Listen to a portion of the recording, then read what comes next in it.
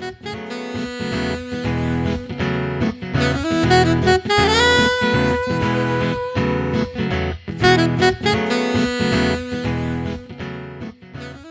hey there, and welcome to In the Growth Space. I am your host, David McGlennon, and we have a very special episode for you today. You know, I've been looking for ways to add more value to you, and one of the ideas that I had, credit where credit is due. Actually, it came from my podcast team, so thank you, Molly. But the idea was to have a conversation with some other business owners and leaders, just like we're sitting around in a coffee shop, simply chatting and sharing with each other. So that's exactly what we did for this episode. So what I did is I pulled together a group of some of my colleagues to discuss our own personal growth.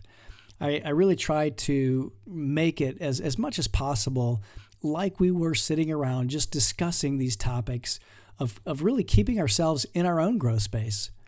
I think you're really going to enjoy this episode. I'm calling it Convos with Coaches because these colleagues are all executive coaches. But before we get into that, let me go ahead and introduce our guests. So, what results does your business get when you have an advisor with 30 years of strategic experience as a CPA in corporate finance, plus a heart for adding value and inspiring growth in people? You get somebody who transforms results by helping you become the organization that can overcome your biggest challenges and make your desired outcomes a reality.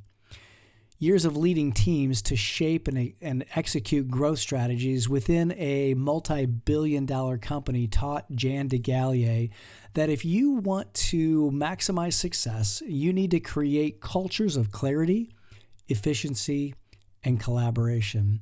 And today, Jan coaches and trains business leaders and their teams in her unique and exclusive practice using solutions that create synergies and drive optimal results across their strategic plan and across their people and across their processes. And so you're going to get to hear from Jan today. She's an amazing coach and a wonderful friend as well. Then next up is my good friend and collaboration partner, Andy Hall. Some of you who came to the summit met Andy, and he's also been here on other episodes with me as well. And quite frankly, Andy is one of the best coaches I know. He's a coach to a number of the United Nations employees all across the globe. He navigates time zones like I don't know how. He's also held several senior leadership roles back in his corporate days. And he lived here in the U.S. for a few years, and I can attest personally that even though he's a Brit, he can drive on the right side of the road.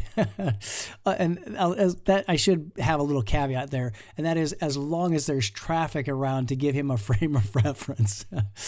Oh, it's a great friend, and I love hearing from him, and you're going to love hearing from him today as well. Now, our third guest is no stranger to this podcast or to my community.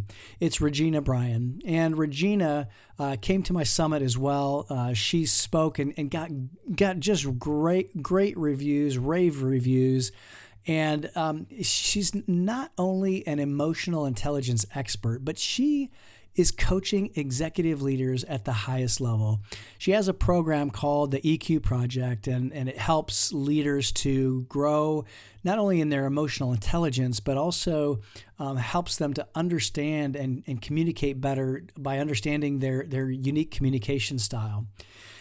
And we really have a great conversation here today around just keeping ourselves growing and leveling up in our lives and leveling up in our businesses. And we actually end this episode a bit uniquely from the rest of our podcast episodes. So make sure that you pay attention to that.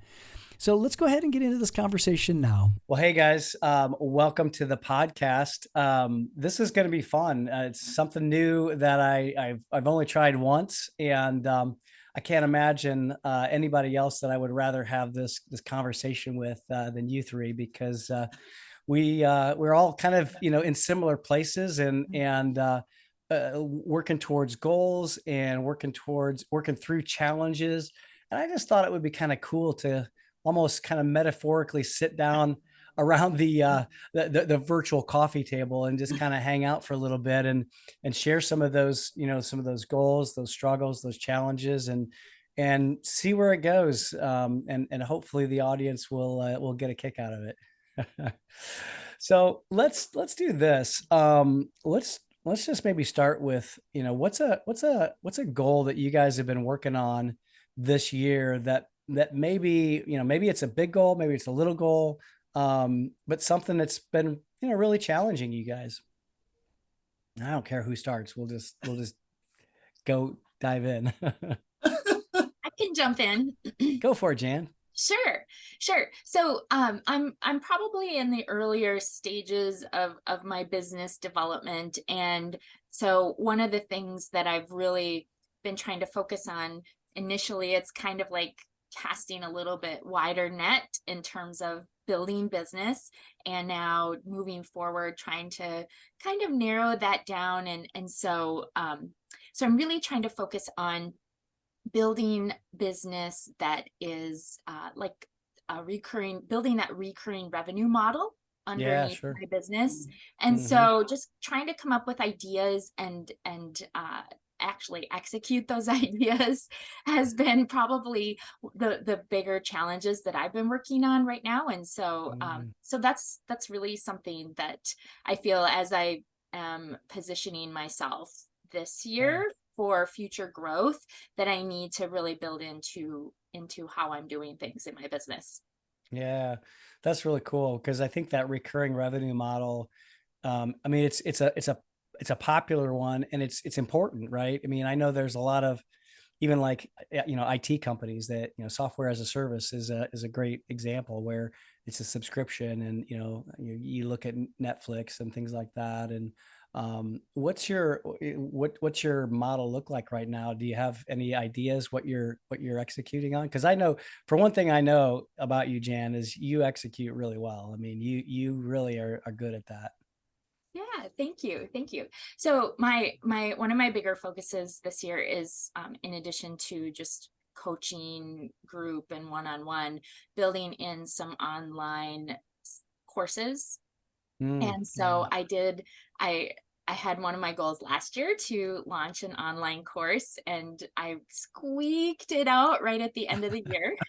I love it. Love it. And but now I need to do something to grow that, and Yeah. actually try to now incorporate more community connection Mm, between yeah. people involved in my online course. So that's Yeah. one of my big focus areas, to now, once I've launched it, how do I continue to build a recurring revenue model with that? So Sure. maybe some type of continuity program that connects with the online course. So that's Yeah. Yeah. the big thing for me right now. Oh, I love it, Jan. That's great. That's a great one. I mean, and it's one I know that probably a lot of us are working towards as well. Regina, what about you? I love what you just said, Jan, and I think that's a little bit longer term goal for me because I love that. We have to be able to leverage our time a little better. In the short term, for me, I think it's groups. I love doing coaching one on one, Yeah. and I added a couple of new clients this past month. And I'm like, I would love to add more clients. And I get in my own head a little bit about the time for that, Mm, because I still, yeah. my favorite thing is, of course, connecting it with groups, speaking to groups, virtual and Yeah. online. And I don't want that to disappear. And then I Yeah. find that, okay, if I add another coaching client, what does that look like in terms of time? And if they have to reschedule or I have to reschedule, and I don't want to sabotage my own self, which is for me, one of the challenges is getting in my own Mm, head and sabotaging myself because of my own limiting beliefs. So yeah. the goal would be groups, coaching groups. And so that's the big goal that I'm working on right now.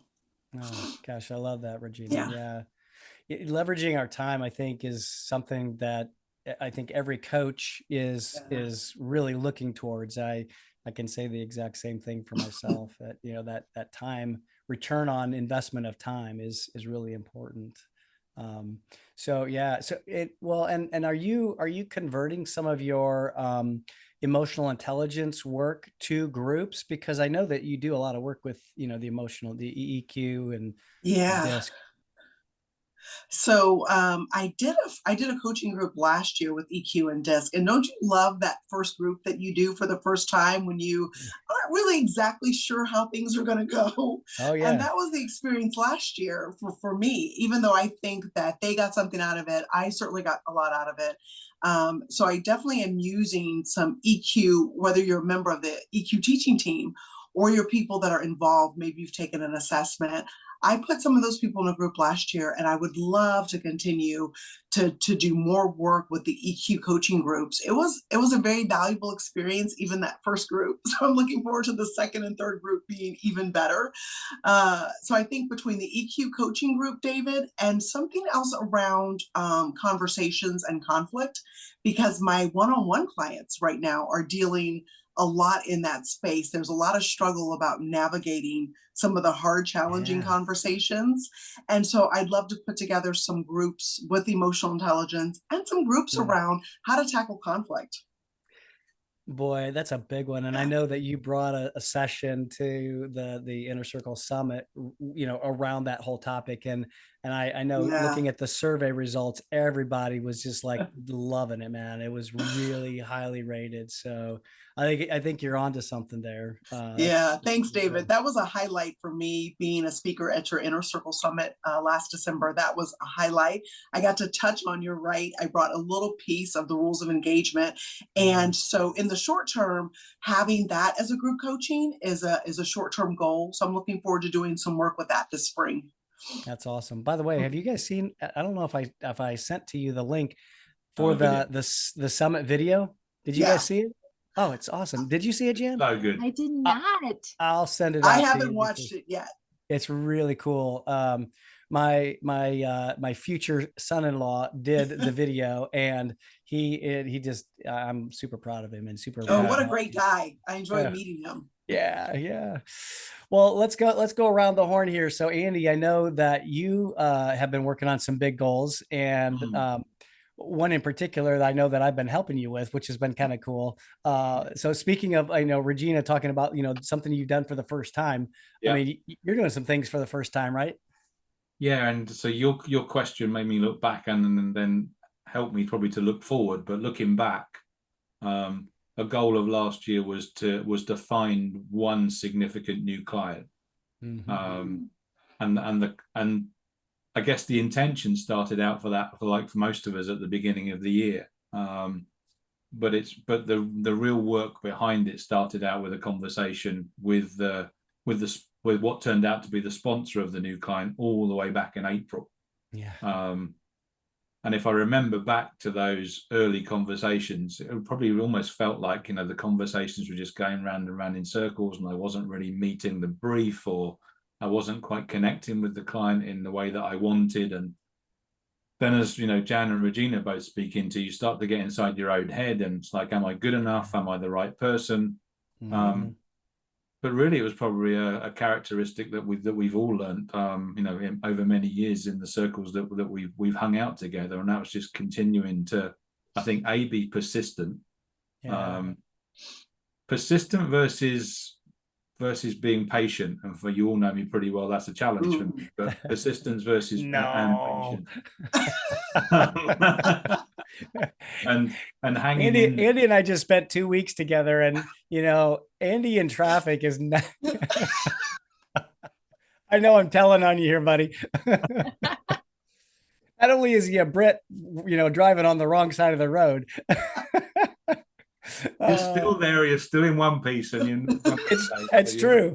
Yeah, there was no harm, no foul. It was all good. David, you're alive and well, Andy says so. Exactly. All in one piece. I don't know. Your hair might be a different color, David. It's true. That's true. It's a little shorter.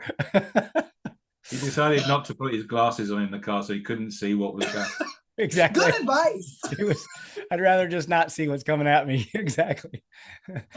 That's so true. David saw all the evidence of all the stuff I've been sharing with you all for many, many years about my high level of impatience. Oh, that's great. It's great. After a while, you forget you're around your friend, right? You just become normal. You don't feel like you've got to put on impressions anymore and That's behave in the right. way that you should. Oh, Oh, I love Thanks, that. I David. love Can you that. edit that piece out of the podcast? Yeah. No. My podcast team is not going to edit that out. Well, it's interesting. You guys, a couple of you guys talked about this, and I think it's something interesting that maybe we should talk about, because it's, Regina called it getting out of your own head, and limiting beliefs. And I think we all have those. And I know that, especially, I've worked a lot with emerging and advancing leaders, and the whole idea of imposter syndrome comes up over and over and over again.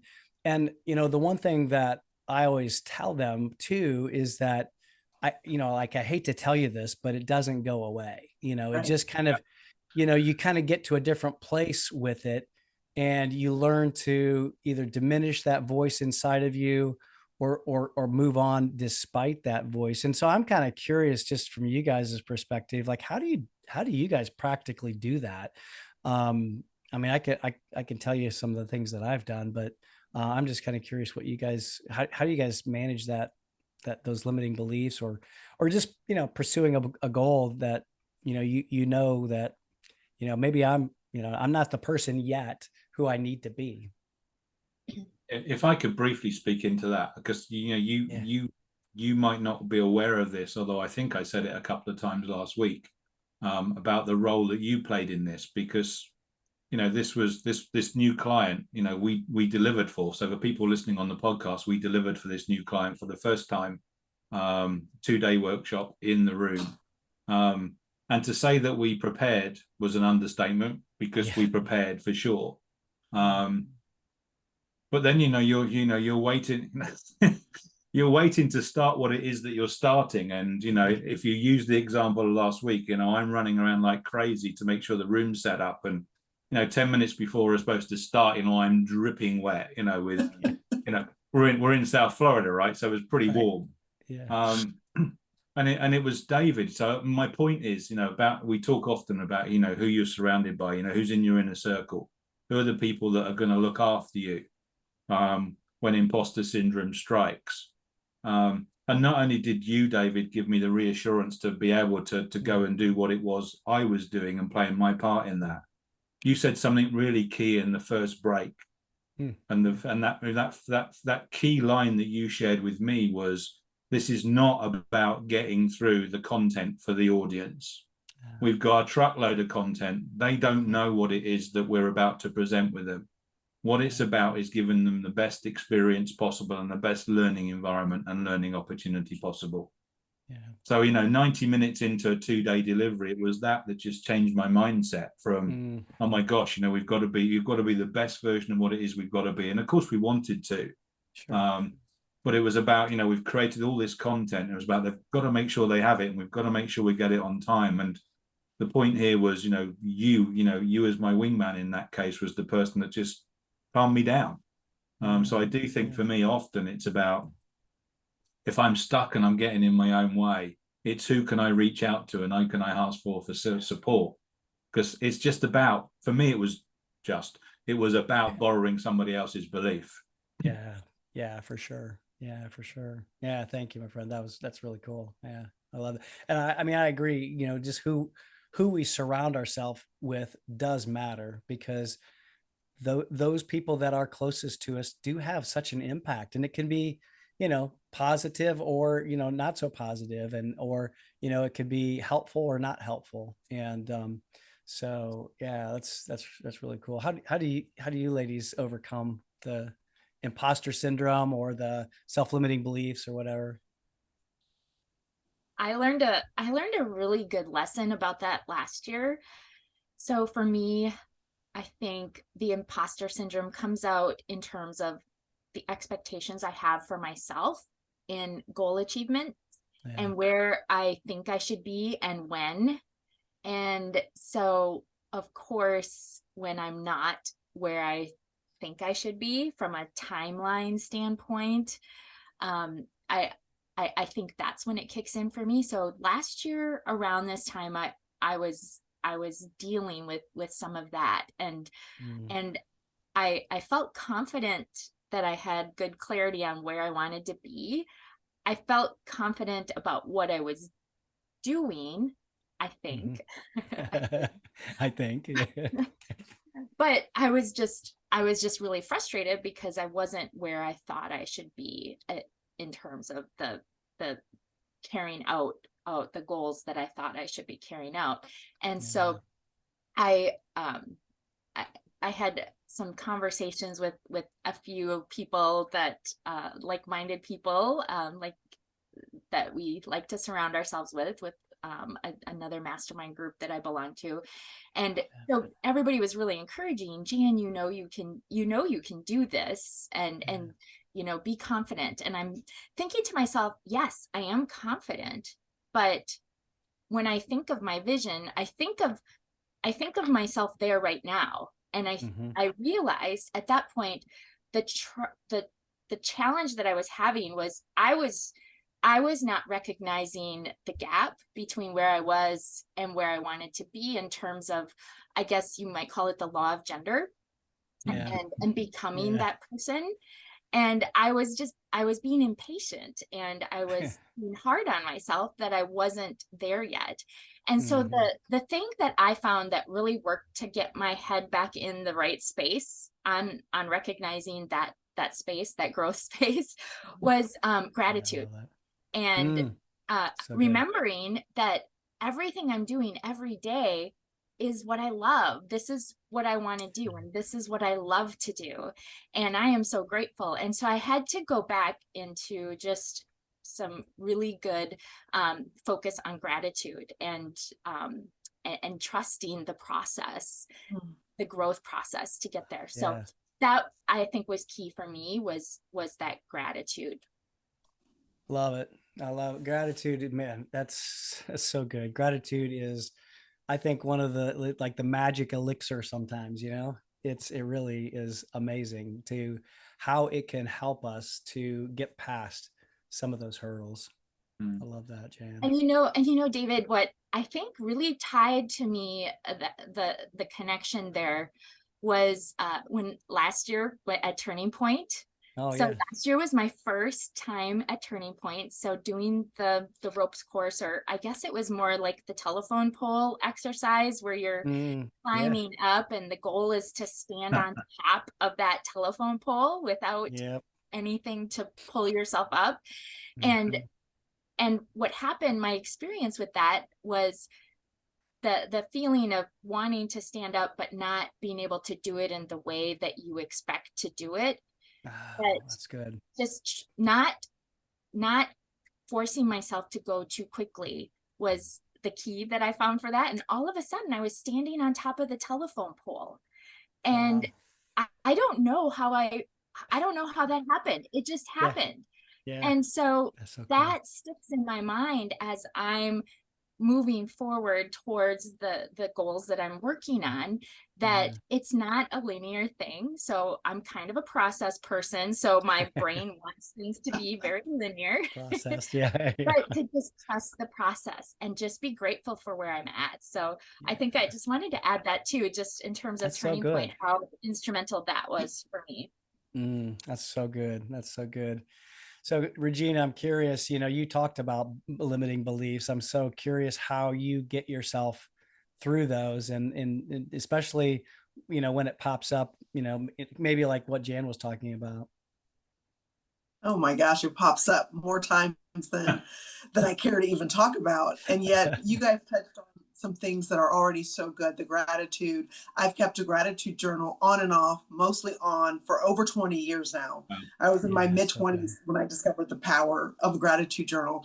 And that is the number one reason why my life is as good as it is. It has nothing to do with material things, because that has come and gone in my life. It has to do with being grateful for whatever's happening in my life. And I love that you two spoke into, Andy, you talked about David being your person, what people give us and what preparation gives us. And I would say that once we, have the preparation, we have the people, we just have to step out on faith. We have to, as Paul has taught every single one of us, to jump and build our wings on the way down. One thing that I'll say to myself when I'm that close to the edge of, I just can't do it. I'm not the right person. When I'm getting into that headspace, I just will ask myself, what if I wasn't even asked to do this? Like, for example, David, with your summit, when I'm thinking to myself, oh my gosh, I don't know if I'm prepared enough. I don't know if I'm the right person. And then I think for a second, what if David didn't even ask me? What if I was sitting in the audience today? How would that make me feel? When I think, oh my gosh, my schedule is so crowded, and I think about I can't record one more show. And then I'm sitting there with Holly, and I'm thinking, what if she wanted to do this with someone else? I'm thinking about emotional intelligence, and Paul could work with anybody. We know that. The three of us know, four of us know, he could work with anybody he wants. So whenever I'm thinking, oh my gosh, I'm not prepared, I'm not equipped, I'm not the right person, I think, oh my gosh, what if he chose to work with someone else? And I always remind myself that by the grace of God go I, God doesn't call the qualified, he qualifies the called. And all of this is building something in me. It's qualifying me to be here. Every step I take, good or bad, right or wrong, even when I fall flat on my face, which still happens, all of that is qualifying me. And what if I didn't even get the chance at bat? How would I feel on the sidelines watching someone else record the shows, speak to all the amazing women that I've had the opportunity to be on stage next to you, David and Andy? What if that was somebody else asked to do all of that? How would I feel then? And so something about that snaps it right out of my head that go do this, even if it doesn't work out well for you, because it qualifies me. As you were even speaking, I flashed back to the video that I showed at the beginning of the summit with that little girl at the ski jump. Like for me, that's like being in the growth space and kind of getting outside of your comfort zone, like all wrapped up into like about a 2-minute video where she's talking to herself and, asking questions, is it any longer? You go faster. And then all of a sudden she goes, okay, here goes something. And then she goes and does it. And, at the end, of course, she's, raising her arm and screaming and like all of the good, but we're so scared at the top, we're at that top of that hill. I just love that video. It's to me, it almost seems like it's like the embodiment of either borrowing somebody's belief, getting outside of your comfort zone and all of that kind of wrapped up into one little piece. And David, I thought about last year, because we're in the same 6-figure mentor boat. And I remember getting that email from Megan. It was this time, it was early March or maybe late February last year. And I remember getting an email and the subject was 6-figure mentor. I didn't read it right away because I thought it was telling us who the 6-figure mentors are. Like, finally, we're going to learn who they are. And then later that day, I was reading it. And I thought, oh my God, they want me to be a 6-figure. And so I'm talking to Roger, I'm telling my husband, I'm like, oh my God, and I'm going to be alongside of the creme de la creme, and maybe I shouldn't be there. And Roger's like, are you going to say no? And I said, I don't think I'm allowed to tell Paul and Megan no. So I'm going to say yes, because I don't think I'm allowed to say no. And I was serious. I said, I could never tell them no. And that goes back to the people part a little bit, right? Because what if they didn't ask me? And even if I have to borrow someone else's belief at first, I need to jump and build my wings on the way down, because what if I were watching all of my friends that are 6-figure mentors and I had never even been asked? I'm going to root for you all. I'm going to always root for the success of those around me. And yet when one of my dreams is coming true, I just need to say yes. Yeah, I love that. It kind of reminds me of when you talk about Paul and saying yes, it's like the answer is yes. Now what's the question? What's the question? Exactly. David, what about the same question for you in terms of, in the time I've known you, you've done some what I would call crazy things. I think you ran triathlons before I knew you, but I've seen screensaver shots of you hanging off the side of a mountain. And and I've seen screensaver shots with your son hanging off the side of a mountain. Right. So what's your potential sort of go to when you face imposter syndrome? Yeah, gosh, I will tell you, I think the biggest thing is being around others who are willing to get out on the edge with me. I think that inspires me, and it's kind of like I feel like I'm not alone.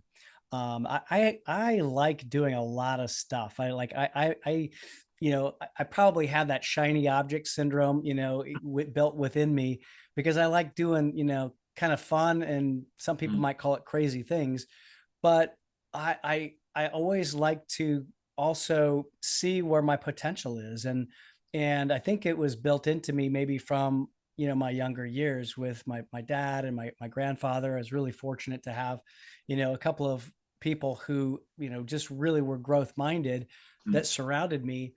And I think for me, it's a lot about who I'm hanging out with, because it does inspire me to feel like if someone else is going to do it, I know that I can do it too, or at least at least I'll die trying. But Don't say that hanging off the side of a yeah, no, that's funny. Um, but I think that's it. I mean, I think, and I think that for me, maybe even over the last maybe 8 to 10 years, I've recognized that power of the inner circle. Andy, you and I have been in a mastermind together for, gosh, going on what, 5 years, almost 6, I think. Sure. Yeah. And I know you two have been a part of it now too. And I think that has made a bigger impact on me than maybe even I realize. Um, and I think too, the other thing is kind of like that little video I was just talking about. Sometimes you just you got to start something and act on it. I think about Turning Point. Last year, well, actually it's be coming up on 2 years ago, when I texted you, Andy, and said, hey, I just had this kind of crazy, wild idea, about, maybe me doing Turning Point with Paul. What do you think? And, of course, typical, Andy fashion, he asked me a coaching question back, and, have you asked him? And what, and I'm like, no, but I guess I'm going to.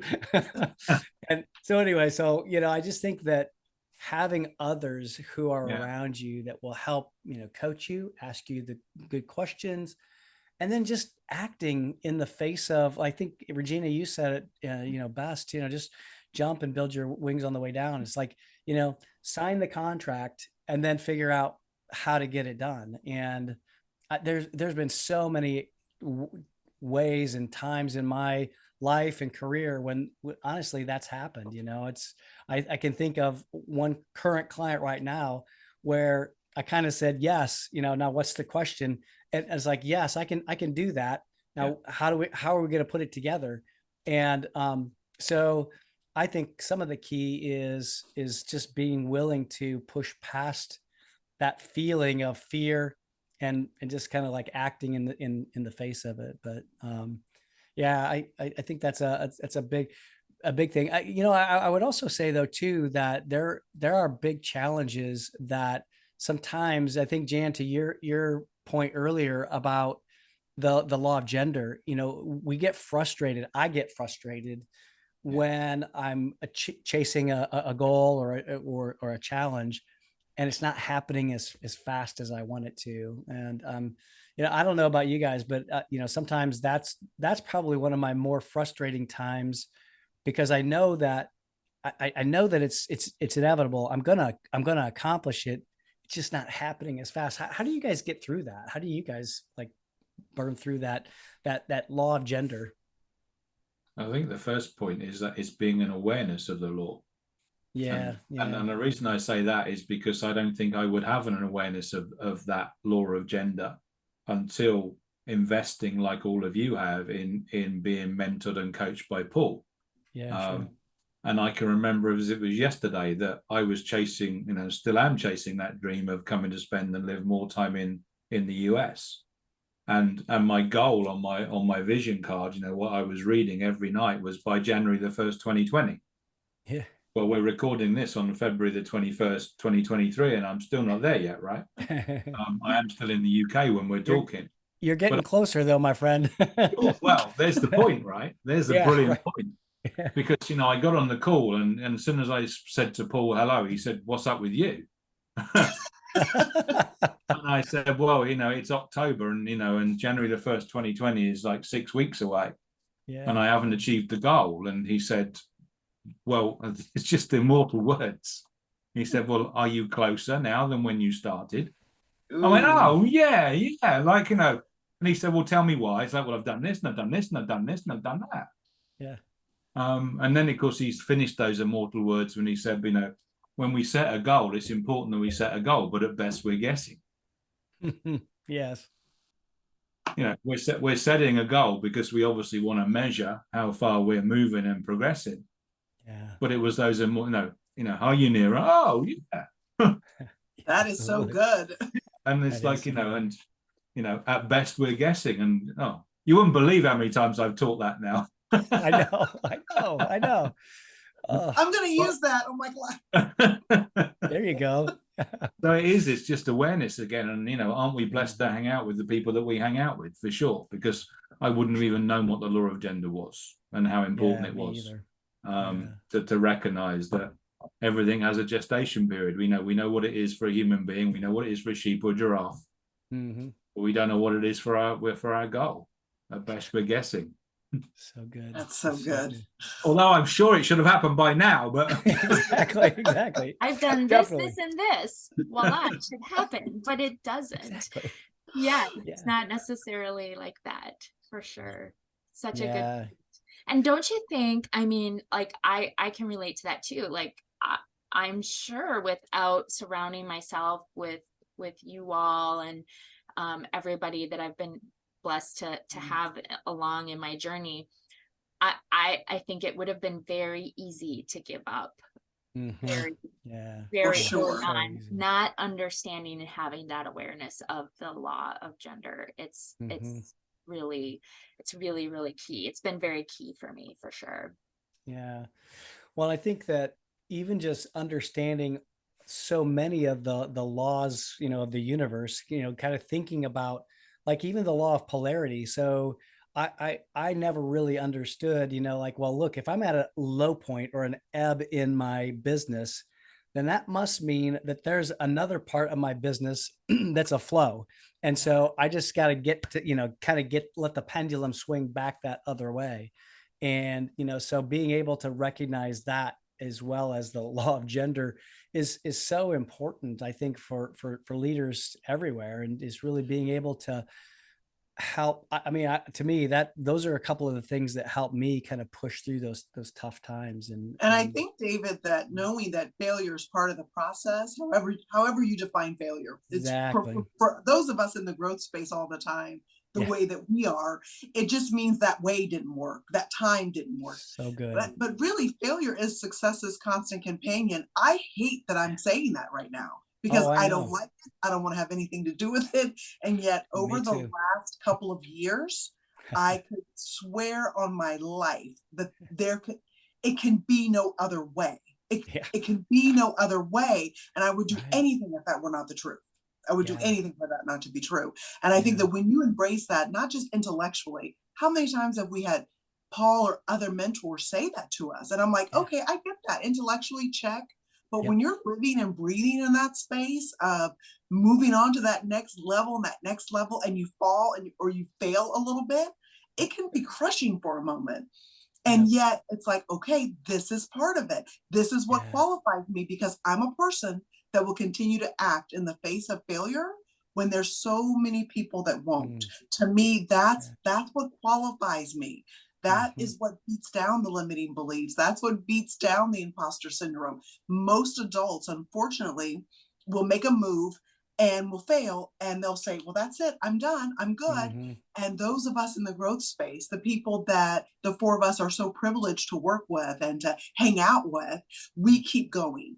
And that's the qualification. That's what it is right there. And forgive me, people watching and listening. I wish it weren't that way. No, I don't want to fail anymore. I just know that I'm going to have to on the way where I'm traveling, where I want to go. And Regina, even worse, people will not take the step in the direction of their dreams because they think they're going to fail. Right. That's So they right. don't even take the first step because they're concerned about failure. And it's like, again, like we were taught, of course you're going to fail, right? So Yeah. as you Right. eloquently said, it's a necessary part of the process. Exactly. When someone will say something to Paul on these mentorship calls on Zoom or something, and he'll say, "Oh, aren't you cute?" Oh, you Well, of cute. course you're going to Right. fail. And I just imagine that he's saying that to me when I don't want to act, and you'll hear too. Paul's voice, "Oh, aren't you cute if you fail?" Well, of course you're going to fail. Yeah.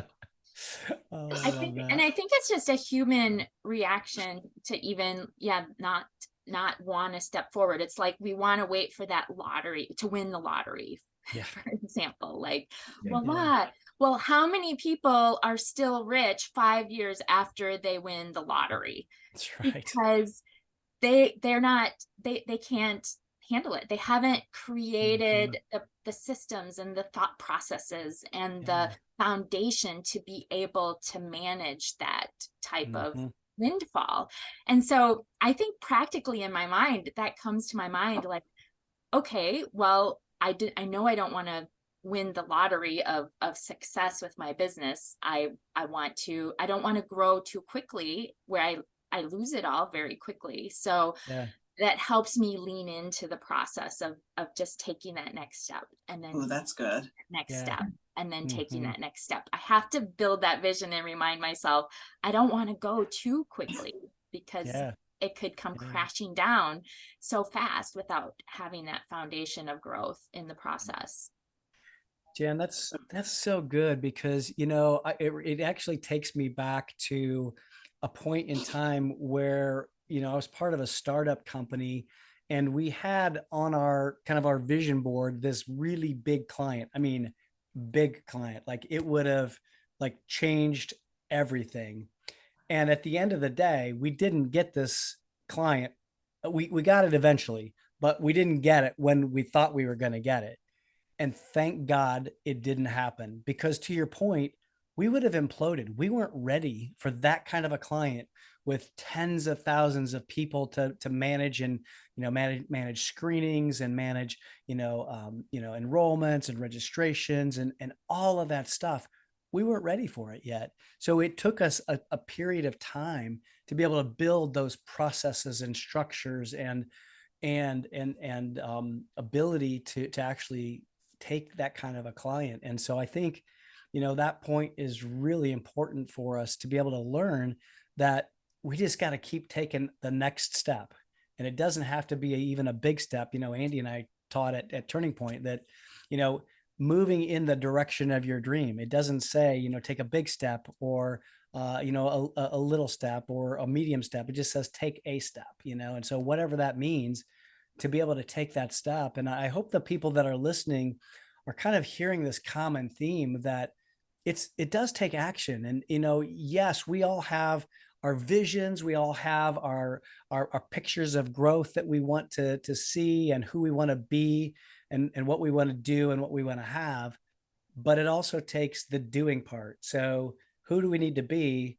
So that means we got to do something. And I think that taking that one step is, so key, even in despite, the fact that we might fail. Absolutely. Yeah. Base hits. Let's go for those base hits. Yeah, exactly. Yeah. Especially as spring break's getting ready to start here, or it is starting, it's a great analogy, Jan. I love it.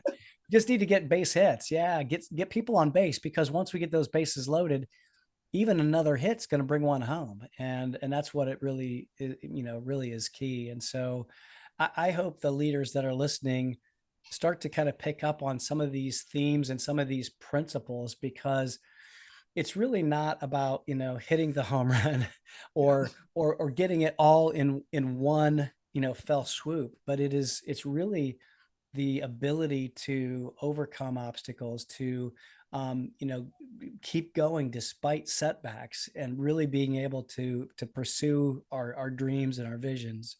We were discussing last week, as we shared with that our inner circle group, purpose, vision, goals. Yes. And I would never be critical of that teaching, because it's a brilliant teaching. But actually, purpose, vision, goals, and then you've got to take action, right? That's right. There's got to be another step after setting a goal. Right. And after setting the goal, whatever the goal is, as we've just been talking about, you've got to take that first step. You've got to act. You've got to be intentional. You've got to move forward, because otherwise it's just a vision board, right? Or it's just a goal board. It's just That is so good. But you've got to, whatever your goal is, each day or each week, you've got to be taking one step forward to take you closer. Otherwise, it can just end up, as you teach in your culture space, David. Otherwise, it's just a pretty vision on a wall, or a set of goals that just are not coming to life. That's exactly right. Yeah, you have to. And I think, Andy, and having said that, Andy, I think that people also want to remember, everybody watching, whatever your role is in your company, in your life, that we weren't meant to go alone. The four of us have spoken into, how much other people matter, who you surround yourself with matters, your environment, because the truth is, if we could have done it on our own, we would have. Most of us cannot.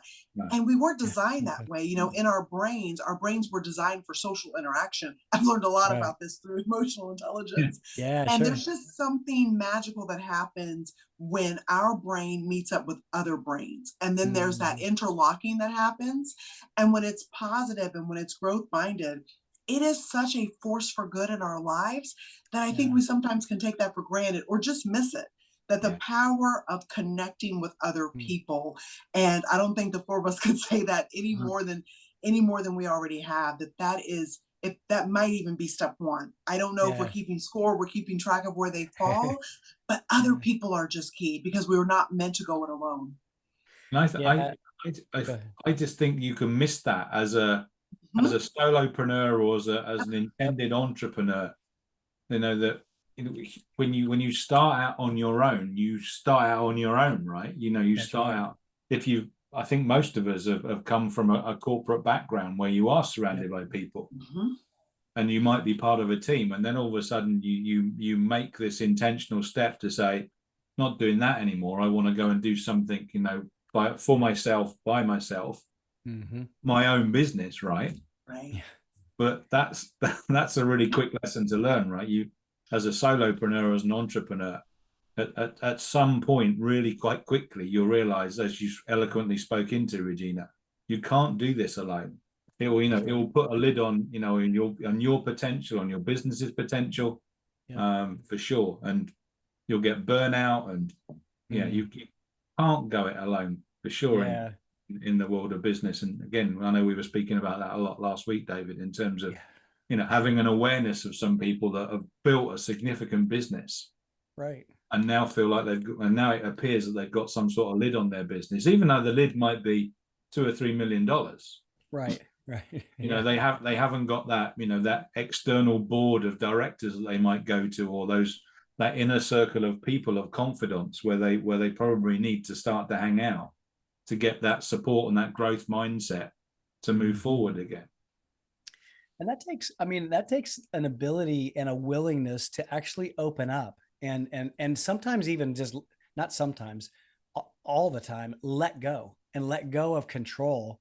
I mean, we have to have, obviously proper controls, as our controller extraordinaire Jan would say. We do have to have proper control, especially around finances. But I mean, control over the things that we're doing, maybe even the ways that we're doing things.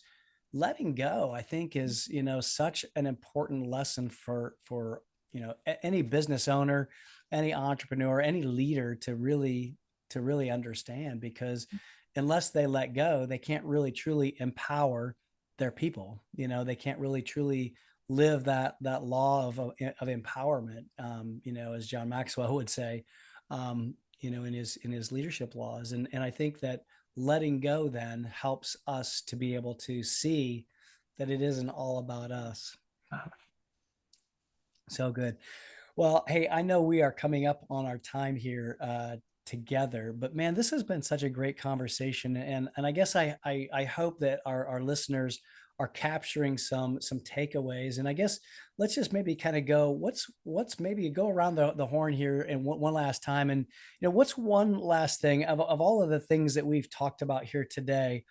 what's one piece of advice that you would give to a leader, an entrepreneur, a business owner, that will help them to stay in that growth space, no matter where they are in the spectrum of, of leadership, or no matter where they are in terms of even their growth and where they are in their season of life? What's maybe one thing that comes to your mind?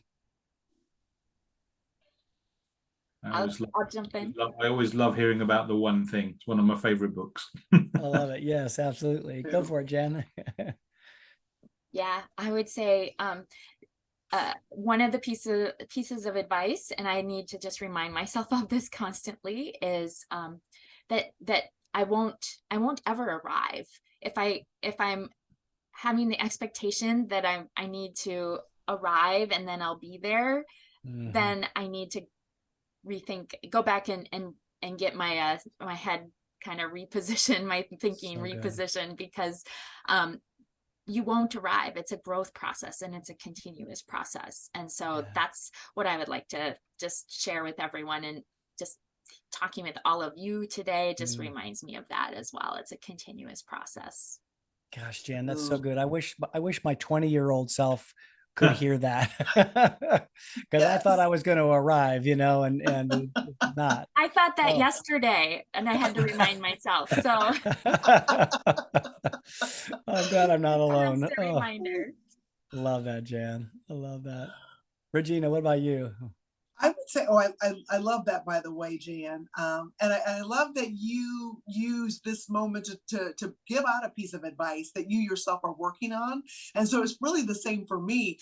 Failure is success's constant companion. I have had to beat that. And when I say beat that in my head, I mean beat that into my head, because that's the one that has been sneaking up on me, especially so much in this last year and a half. I have to tell myself that when I don't do it well, when I fall a bit, when it's not quite where I want it to be, that is part of the process. And I just can't speak into that enough, that sometimes that's enough to make us want to run screaming and hiding back under the desk. And I mean, I've actually hidden under my desk before. That is part of it. You're on the right track. Failure means just keep going. That way didn't work. And just like Jan, I have to remind myself of that more than I care to admit. I love it. Love it. Thank you. Thank you, Regina. Andy, what about you, my friend? I think I would just continue the theme of one of the things we've talked about so often in this time together. And the word, I think, for me would be relationships. For me, everything rises and falls on relationships. We wouldn't have some of the challenges we've got in the world right now if some of the senior leaders in the world were intentional about building a relationship instead of potentially breaking a relationship. For me, it's what makes the world go round. And I think you have to be really intentional about your relationships, which makes it linked to, who you surround yourself with is really important. And again, I'm going to steal a line from my mentee. That has to show up. It has to show up in your date book and it has to show up in your checkbook. Yes. And if it's not showing up in one of those two places, you're probably not being as intentional about your relationships as you could be. I often get asked by, normally via email or via Facebook, what are you doing back in the United States again? Have you not been enough? Yeah. And I used to hear it when we used to get together in the John Maxwell team. What was the reason why I kept coming back to the John Maxwell team and now the Empowered Living team year after year after year? I don't think it was because I was dumb and stupid after a while, because the content certainly, at IMC started to become similar. But I didn't come for the content. I came for the people. I came to be around all of you and everybody else that was there that became such close friends. So that's what, it's so easy to say, what are you doing going to the States again? And why are you being around those people? The evidence is here just on this call. Andy, that's so good. And that's exactly what it is. That's why anytime I get the opportunity to be around the three of you and the rest of our Empowered Living family, I jump at that opportunity. Yeah, you all do. I mean, So true. You're so right about that. I was in Florida 7 times last year.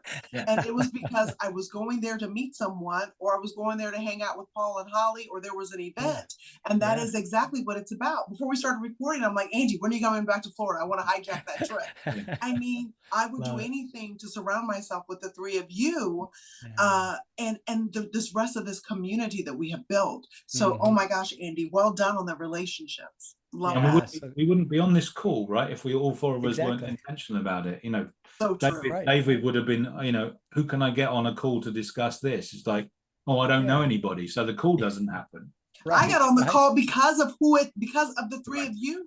It was David that asked. It's a chance to be with Jan and Andy. Well, of course, my internet's in and out, but let me pull out my iPad. You know, that's right. Because I didn't overcoming challenges. Right? Overcoming challenges. Exactly. I wasn't going to miss this because I couldn't be on my laptop and I couldn't look the way that I wanted to. And I've got this stupid little small because I'm on my iPad. No. It's David. It's Jan. It's Andy. Of course I'm going to do it. Yeah, that's so good. That's so good. Well, I have to say thank you to each one of you for just, you know, kind of hanging out here with me today and allowing, you know, our audience to listen in as well, because I think that, you know, too oftentimes people look at leaders or look at coaches, look at some of us as like, hey, we've got it all together. And honestly, we're just along on the journey as well. And if I could maybe even answer my own question that I asked each of you, I think one of the things that as I look at what we've talked about here today, and as a, you know, recovering, you know, achiever, I have to say I've, you know, measure the gain and not the gap, because so oftentimes I know in my past and, you know, even sometimes today, I look at how far I've yet to go, where I want to be. And I have to instead turn around. And I think you might have even said it too, Andy, is like, look at how far you've come. Look at where I started and where am I today? And because of those little steps that I took, those, you know, those investments that I made in myself, the people that I've surrounded myself with, you know, I get to enjoy a thriving business that makes an impact and that it serves people and companies, you know, quite literally all over the world. And so for that, I'm extremely grateful. And so, you know, oftentimes I will, at the end of my podcast, I'll kind of like recap some of the learnings. But again, I'm doing something totally different today and in this session. And so I'm going to ask you, our listeners, what are your takeaways? What are the things that you heard today from the 4 of us? And I want you to just do me a favor, shoot a note to david@davidmcglennon.com and let me know what you're taking away. Because number 1, it helps me to know that, you know, we're reaching people. Number 2, it helps me to also know what's resonating and what you're taking away from each episode. And maybe if you like this kind of a format, because it's something that I'm really kind of digging. It's kind of been fun to be able to try some new things, you know, kind of going back to my personality. I like, you know, trying new things. So, but as I always say at the end of the podcast, make sure you go out, subscribe so that you don't miss an episode. Please subscribe. Give us a 5-star rating. And if you would be so kind to give us a review, that just helps us out to reach more people, make a bigger impact. And we always want to be able to help people to grow. And that's really what this podcast is all about. So until next time, be intentional and stay in that growth space, my friends, and be well.